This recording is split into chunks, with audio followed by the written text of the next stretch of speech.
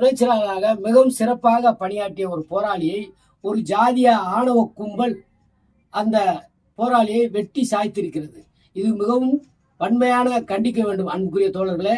ஏனென்று சொன்னால் அந்த ஊராட்சியில் உள்ள சிவசக்தி என்பவர் ஆறு முறை அவர் வளையர் சமுதாயத்தை சார்ந்தவர் 6 முறை பிரசிடென்டாக அந்த ஊரில் இருக்கிறார்.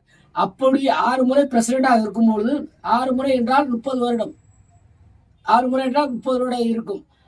அந்த சூழ்நிலையில் அவர் தலித் மக்களுக்கும் தலித் அல்லாத அப்பாவி மக்களுக்கும் எந்த ஒரு அடிப்படை வசதிகள் செய்து தராமல் கல்குவாரியில் மண்ணள்ளுவது, ஆற்றுகளில் மணல் திருடுவது போன்ற குற்ற சம்பவங்களை செய்து கொண்டு இருக்கும் சூழ்நிலையில் எழுச்சி தமிழர் எல்லா குற்றங்களையும் ஏன் என்று கேள்வி கேட்க வேண்டும் என்றுதான் எங்களை போன்ற ஒரு கட்சி நிர்வாகிகளை பொறுப்பில் அமர்த்தி இருக்கிற ஒரு காரணத்தினால் என்னை போன்று அவரும் ஒரு குற்றங்களை கண்டுபிடித்து குடிநீர் வசதி, சாலை வசதி, சுடுகாடு வசதி போன்ற யூடியூப் எல்லாமே போட்டு பல்வேறு போராட்டங்கள் நடத்திய விஜயகுரு பல்வேறு போராட்டங்கள் நடத்திய ஒரு சரியான போராளி.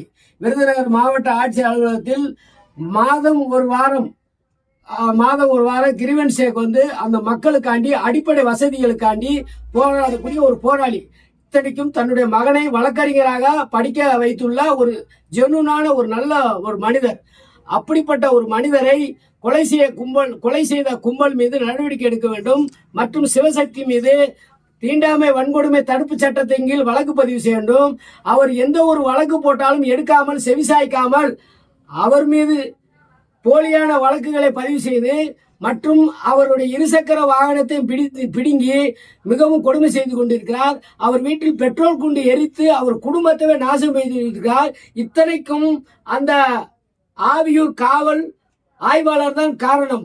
ஆகவே தற்போது இவருடைய படுகொலை செய்யப்பட்ட சடலம் விருதுநகர் அரசு மருத்துவமனையில் இருக்கிறது.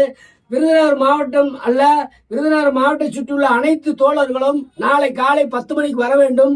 ஏனென்று சொன்னால் அவர் எந்த ஒரு தவறும் செய்யாமல் எழுச்சி தமிழர் ஆணைக்கிடங்க ஒவ்வொரு மக்களுக்காண்டி ஏழை எளிய மக்கள் மற்றும் பட்டியலின மக்களுக்காண்டி போராடிய ஒரு நல்ல ஒரு போராளியை இழந்து விட்டோம்.